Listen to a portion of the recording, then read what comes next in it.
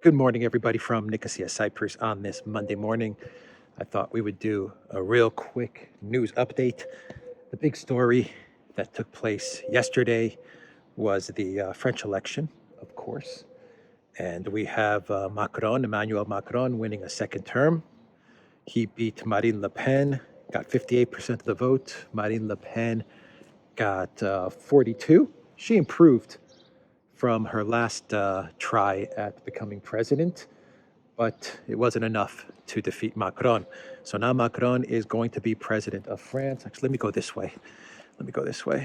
And he's going to be president of France, and he's also looking to be the de facto president of the European Union. Angela Merkel is out of the way. Germany is weakened. It has Olaf Scholz as chancellor.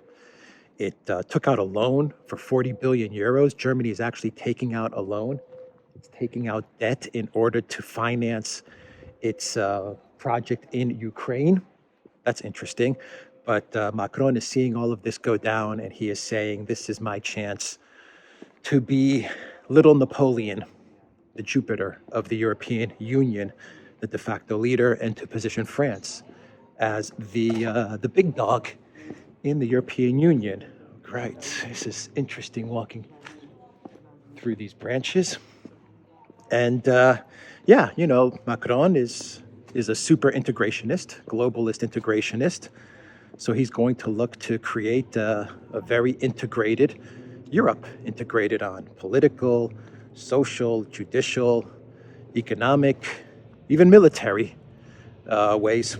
He has Christine Lagarde at the ECB as well, and so expect more EU integration, a heavy push towards EU integration. We'll see if Macron is able to push Germany and Austria to go ahead with embargoing Russian oil, because there is a little pushback from Austria and from Germany with regards to placing sanctions on Russian oil.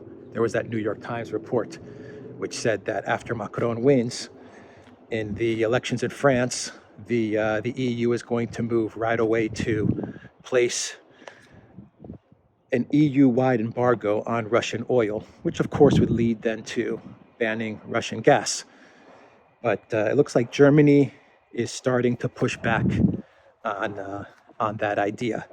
So we'll see if Macron is able to convince, to pressure a very weak Olaf Scholz to agree to embargo Russian oil, as well as pressuring Austria, which would then accelerate Germany's deindustrialization. So Macron appears to be looking at weakening Germany a little bit more so that he can solidify his power. So we'll see what happens. Anyway, we all know what to expect from Macron. We all knew that he would win. I mean, this is not a surprise that he won either. So it is what it is. Globalist Napoleon Macron is going to be the French president for a second term. So let's switch gears now to kind of a breaking story with regards to Ukraine and Russia and what's going on there. We had this news that there was a large fire at an oil depot in the Russian area, the Russian city province of Bryansk, which is in the northeast over Ukraine. I was going to say the northeast of Russia. No, if you look at Ukraine, Bryansk is like right on the north of, say, Kiev, further east. So it's pretty close to Ukraine. And there was a very large fire at around 2 a.m. at night in Bryansk at this oil depot. And it's very reminiscent of what happened at Belgorod, say, a couple of weeks ago, when those Ukraine helicopters hit the border town of Belgorod inside of Russia. Now, Russia issued a warning, multiple warnings, after those incursions, and they said any more incursions and we're going to start taking out political decision-making centers in Kiev. And so you have this fire at this oil depot. It's going to be investigated. We still don't really know the exact cause. Maybe by the time this video goes up, we'll know the exact cause.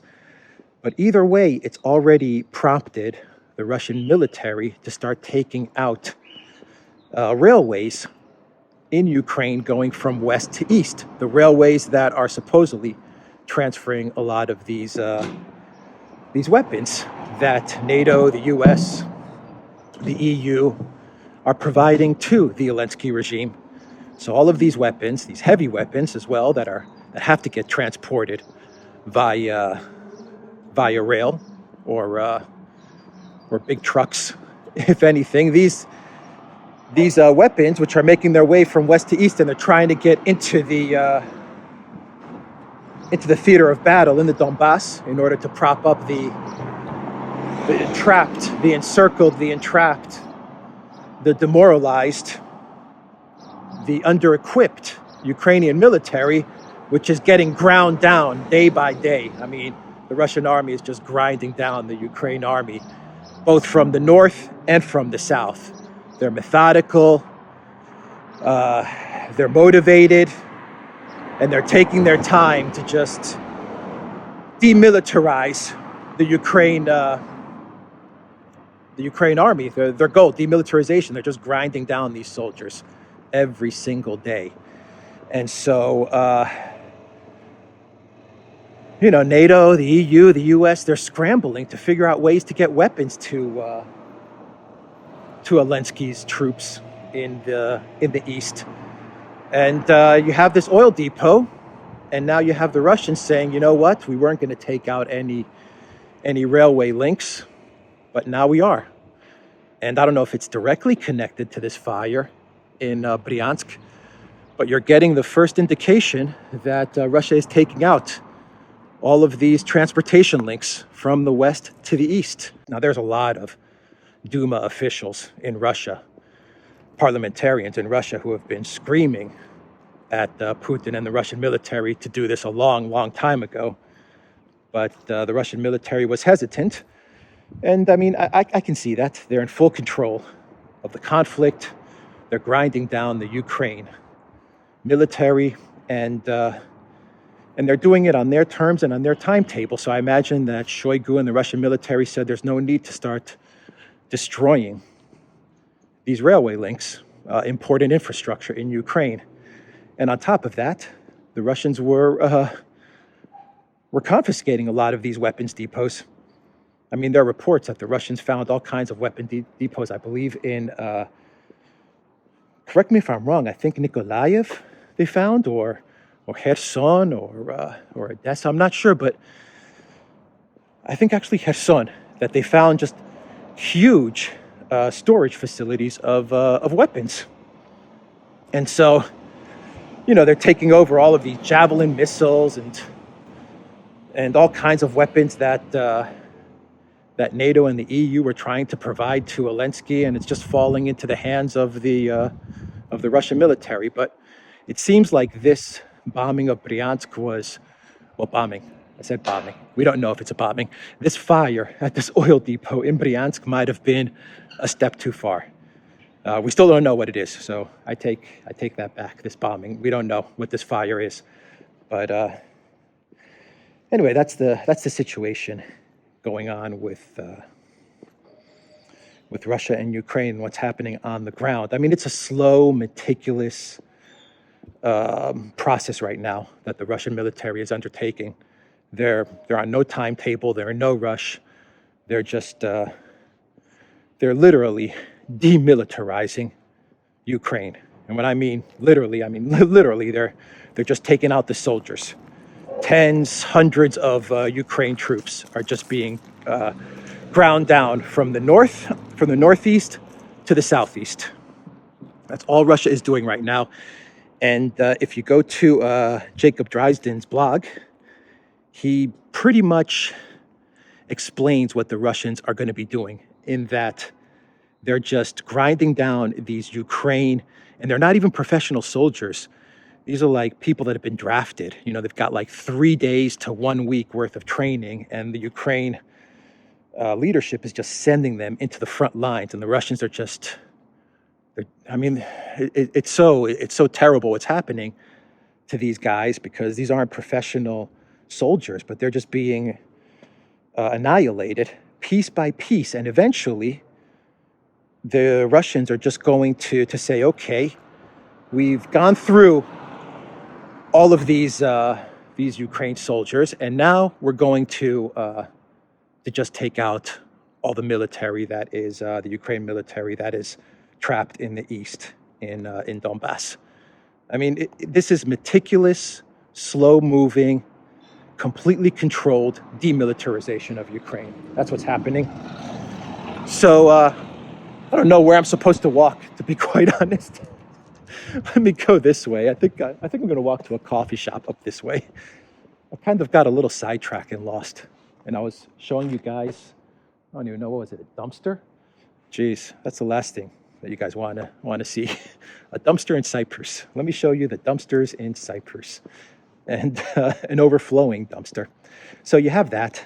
And, it's really interesting. You're getting a lot of videos of Ukraine soldiers that are taken as POWs. And I can't verify this at all, but you're getting videos from the Russian side of things, which are showing professional Ukraine military, not like the Azov guys, but like, the professional soldiers who are being captured, and they're being shown video of the atrocities that took place in Donbass over the last 8 years. And it's almost like these soldiers had no idea what was happening. It's kind of like a North Korea moment, if you know what I mean. Like what was happening, like what's happening in North Korea when like the whole population is just unaware of the realities in the outside world. It seems, I don't know if these POWs were acting, if they were just trying to fake their shock and their outrage in order not to be punished by the Russian military. I don't know. But it really did look sincere in these videos that are going around of these Ukraine soldiers who are just shocked at the savagery that took place over the last 8 years with regards to the shelling and the killing in Donbass of civilians. It's like they had no idea. And it wouldn't surprise me if these Ukraine soldiers were so cut off from the realities as to what was happening in the East, and they were so propagandized that all of this is new to them. And I just thought that was really fascinating. It really did remind me of like something that would come out of North Korea. But we know that Zelensky and Poroshenko before him, they censored media, they censored opposition politicians, they censored the Russian language. So we know that the Ukraine state, unlike what the collective West tells us, was anything but open, transparent, and democratic. Actually, it was very controlled, highly controlled, especially the media side of things. So I thought that was interesting. And I'm just trying to think, is there anything else? Oh, Austria, the foreign minister Schellenberg from Austria came out with a comment kind of walking back many of the EU statements saying that Ukraine is going to enter the European Union. So it looks like Germany and Austria are kind of undergoing buyer's remorse, and they're trying to figure out a way out of this Ukraine mess. Germany's getting a loan, 40 billion loan. They're saying we shouldn't embargo Russian oil. It's going to be a disaster. And now you have Austria and the foreign minister coming out with statements saying, you know what? We really do need to bring, he said, we need to bring Western EU values to Ukraine. He said, that's all well and good. But, and this is the big but, he says, maybe Ukraine is not ready for a full European Union integration. And perhaps we should just kind of create a loose association with Ukraine, kind of make it an associate country instead of a full member. Ukraine officials had a fit. I mean, they went ballistic. They called the Austrians short-sighted. They said they were very disappointed at Schellenberg's remarks. And they said that, Ukraine is fighting for all of Europe, so you better make us a full EU member. So I thought that was interesting, buyer's remorse. And what else? I'm right underneath this tree, nice shade, because it is a hot day today in Cyprus. Let's do a real quick clown world. Let's do a clown world, and we'll wrap this video up. And this clown world comes from a Ukraine tennis star whose name is Elina Svitolina. Elina Svitolina. That's a pretty name. Anyway, this Ukrainian tennis star has said that for Wimbledon, Russian athletes and Belarusian athletes can play if they answer a questionnaire. So they have to answer this questionnaire. This is what she's demanding. She's saying they will be allowed to play if they answer this questionnaire. And the questions that she says Wimbledon should pose to Russian and Belarusian tennis players are the following. And this is a demand she's making. Number one, do you support Russia's and Belarus invasion in Ukraine's territory? And as a result of that, the war started by those countries. Number two, do you support Russia's and Belarus military activities in Ukraine? And number three, do you support Putin's and Lukashenko's regime? She's saying that any players answering yes to any of these questions should be slapped with a full-scale tournament ban, according to Svitolina. So this is where we've come to. We have Ukraine athletes making demands that these events, these tennis events, these athletic events actually provide questions to the Russian stars, which will force the Russian athletes and the Russian tennis stars to disavow their country's actions, their leaders, all of it. If they answer yes to any of these questions, then this Ukraine tennis player says permanent ban, period, a full ban. So, yeah, Ukraine is just kind of, like I said, they're like spoiled kids. They've gotten everything they've everything they ask, they're getting, because Nuland and her crew, they want to keep this war going at all costs. So they've told everybody in the EU, they've told every organization, athletics, sports, they said, just give Ukraine anything they want, because we got to keep this war going and create a prolonged insurgency. And so Zelensky's onto it.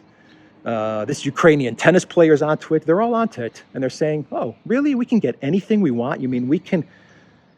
This toy store that I'm in right now, that I've entered, I can pick out any toy I want and you're not going to tell me no? And so they're just making ridiculous demands. Once again,